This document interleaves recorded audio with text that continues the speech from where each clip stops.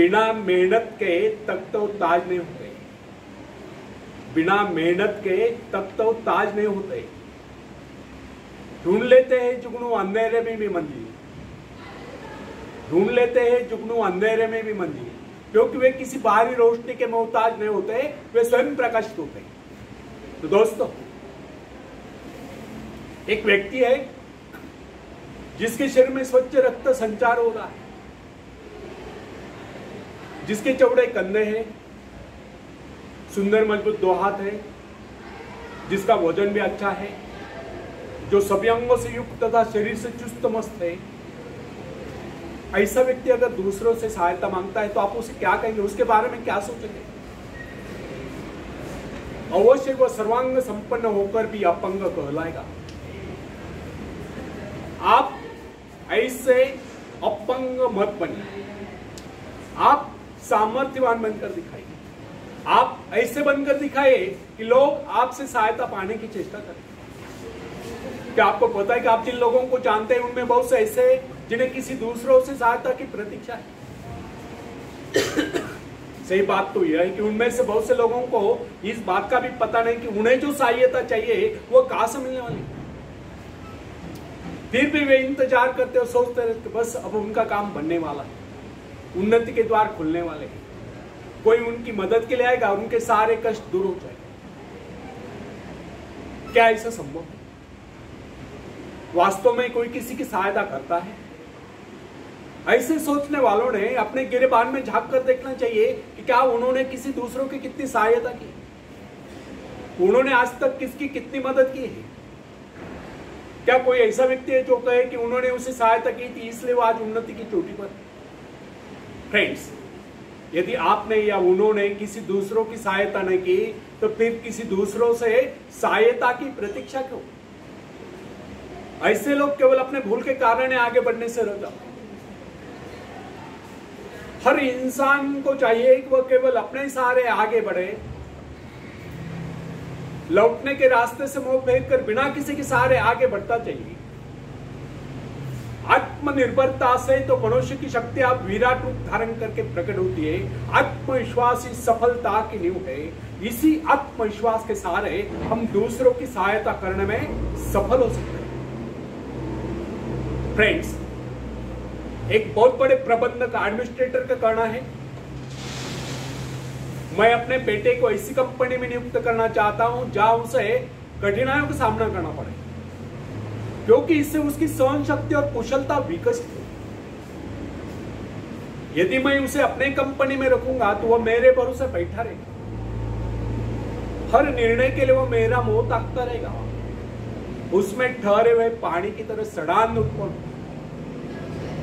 आप सभी जानते हैं कि ठहरे हुए पानी पर मच्छर गुनगुनाते हैं, तो बहते हुए पानी पर राजहंस तैरते हैं। कितने सुंदर विचार थे उस व्यक्ति के। अगर हर माँ बाप अपने पुत्र या पौत्री के लिए इस प्रकार के उच्च विचार रखते तो वे अवश्य उनके भाग्य विधाता बन जाएंगे। जो माँ बाप अपने बेटों या बेटियों को अधिक लाड प्यार से बिगाड़ देता है कि बच्चा जब चाहे स्कूल जाए, जब चाहे छुट्टी कर रहे, जब चाहे कॉलेज जाए, जब चाहे छुट्टी कर ले, जब चाहे काम पर जाए, जब चाहे छुट्टी कर ले, तो ऐसे बच्चे भविष्य में कुछ नहीं कर पाते, उनका तो भविष्य नष्ट होता है। अपनी शक्ति पर स्वयं ही भरोसा करना पड़ता है। अपने कार्य स्वयं करने वाले सफल होते हैं। इसी से मानव के चरित्र का निर्माण होता है। जिन बच्चों को यह पता हो जाता है कि वे अपने माँ बाप के सहारे जीवित रह सकते हैं, वे अपने बल पर कोई भी कार्य समर्थ होकर भी कर नहीं पाते, वे वैसी कोशिश भी नहीं करते। जबकि उन्हें समझना चाहिए माँ बाप तो सदा के लिए उनके आश्रयदाता नहीं बन पाएंगे। एक दिन तो ऐसा आने वाला है जब उन्हें अलग अलग जीवन बिताना ही पड़ेगा। तब ऐसे लोगों को भयंकर मुश्किलों का सामना करना पड़ता है। इसलिए फ्रेंड्स, यदि आरंभ से अपने कार्य स्वयं करने की आदत डाली जाए तो यह आदत आपके भविष्य के लिए बहुत ही लाभकारी सिद्ध हो। जब चाहे शक्ति के सहारे आप जमीन पर पांव टिकाकर आगे बढ़ सकते हैं। सफल वही होता है जो अपनी शक्ति पर भरोसा करता है। अपने काम स्वयं करने वाले सफल होते हैं। दूसरों के सहारे आगे बढ़ने वाले अक्सर भंवर में फंस जाया करते हैं। फ्रेंड्स, जिस नाव की पतवार आपके हाथ में नहीं, वह नाव आपको पार करा दे, इस बात की क्या गारंटी? आपका जीवन तो उसके हाथ में है जिसके हाथ में नाव की पतवार हो। वो चाहे तो आपको डुबो दे, चाहे पार करा दे। फ्रेंड्स, जब नदी में बाढ़ आती तब जो साहसी है, जिसे अपनी शक्तियों पर पूरा विश्वास है, वह तो तैर कर उस पार चला जाएगा। लेकिन जो डरपोक और कायर है, वो तो बीच मझधार में डूबकर अपनी जान दे। सहायता पाना और सहायता की प्रतीक्षा करना दोनों ही बातें प्रगति की राह में बाधा है। अतः हर युवक या युवती के लिए आवश्यक है वो शुरू से ही अपने काम स्वयं करने की आदत डाल लें। अपने माँ बाप आदि लोगों की शक्ति से विश्वास हटाकर केवल अपने शक्ति के बल पर आगे बढ़ने की कोशिश करें। जिस क्षण आप बाहरी सहायता लेना बंद कर देंगे, उसी क्षण आपके भीतर आत्मनिर्भरता का अंकुर फूटते हुए महसूस होने लगेगा। स्वयं कार्य करते समय यदि आप असफल भी हो जाते हैं तो बिना उस असफलता को घबराए तुरंत उस कमी की खोज कीजिए जिसके कारण आपको असफलता मिली, और जैसे आप उस कमी को खोज निकाले तुरंत उसे दूर करने के प्रयास में जुट जाइए। आपका वास्तविक आदत तभी होगा जब आप एक सफल व्यक्ति के रूप में दुनिया के सामने आओ। मगर यदि आप एक व्यक्ति के बाद दूसरे व्यक्ति के आगे हाथ मिलना शुरू कर देंगे तो लोग आपको मंगता या भिखारी कहेंगे। अतः आप ये प्रण कर ले कि आपको केवल अपने भरोसे जीना है, ना कि किसी की दया पर। क्योंकि बाहरी सहायता किसी किसी वक्त ही वरदान सिद्ध होती है, अधिकतर समय यह अभिशाप ही सिद्ध होती है। फ्रेंड्स, बाहरी सहायता मनुष्य के काम करने की गति को मंद करके शरीर में सुस्ती ला देती है। आप ऐसे लोगों से मैत्री कीजिए जो आपको जीवन में आगे बढ़ने की प्रेरणा दे। कुछ लोग एक बाजू या एक पाव वाले होते हैं, फिर भी वे अपनी लगन अपनी मेहनत से अपनी जीविका चलाते हैं। फिर तो अब तो हट्टे कट्टे फिर आगे बढ़ने की कोशिश आप क्यों नहीं कर सकते? मैं एक ऐसे व्यक्ति को जानता हूं जिसका एक पैर किसी रेल दुर्घटना में कट गया था। उसने कभी किससे भिक्षा नहीं मांगी, किससे दान लेना गवारा नहीं किया, यहां तक कि अपने बहन भाई का भी उसने कभी सहारा नहीं लिया। उसने एक छोटा सा धंधा फुटपाथ पर आरंभ किया।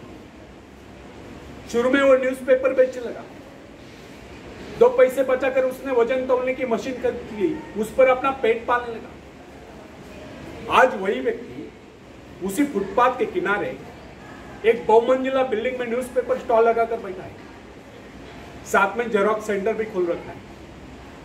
सुना है आजकल वो मोबाइल शॉपिंग भी चला रहा है। वो स्वाभिमानी, किसी से मदद लेना वो अपना अपमान समझता था। आज वही व्यक्ति उन लोगों को जिनके हाथ पैर सलामत है, ऐसे परिवारजनों को खिलाता पिलाता है, उनकी हर प्रकार की सहायता और मदद करता है। तो इसमें किसी को हैरत न होती। आज वो दूसरों की सहायता करने योग्य हो चुका है।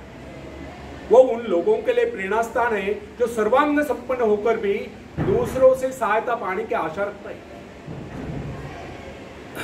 फ्रेंड्स, मैं केवल उस विकलांग की बात नहीं करता जिसे मैं जानता हूं। इस संसार में ऐसे बहुत से विकलांग लोग हैं जो अपनी हिम्मत से खुद भी खा रहे हैं और अपने परिवार को भी पाल रहे हैं। ऐसे स्वाभिमानी, मेहनती, आत्मविश्वासी और साहसी लोगों को अपनी जीविका चलाते देखकर हमें स्वयं के विषय में सोचना चाहिए कि क्या हम पूर्णतः स्वस्थ हैं, साथ ही सभी अंगों से युक्त तथा शरीर से चुस्त मस्त होकर भी क्या हम अपने आप को समर्थ समझने का अधिकार रखते हैं? यदि हाँ, तो फिर किसी दूसरों से सहायता की प्रतीक्षा करो। कोई भी स्वस्थ तथा सर्वांग संपन्न व्यक्ति तब तक अपने आप को समर्थ समझने का अधिकार नहीं रख सकता जब तक वो समझता वह किसी के अधीन है। वास्तविक स्वतंत्रता एक ऐसा उपाय है जिससे मनुष्य की शक्ति दोगुनी हो जाती है। इस प्रकार की भावना अन्य किसी प्रकार से प्राप्त नहीं। जब कोई युवक या युवती अपनी हिम्मत के सहारे किसी व्यापार में उतरता है तो उसके मन में एक श्रेष्ठ भावना अवश्य उत्पन्न होती है। यही भावना उसे प्रसन्नता प्रदान करती है। इससे पहले किसी का अधीन नौकर चाहे वो कितना ही बड़ा कारोबार क्यों न कर चुका, परंतु उसे स्वतंत्रता से अपने आत्मविश्वास के सहारे साहस के साथ काम करने में एक नए आनंद का एहसास होता है।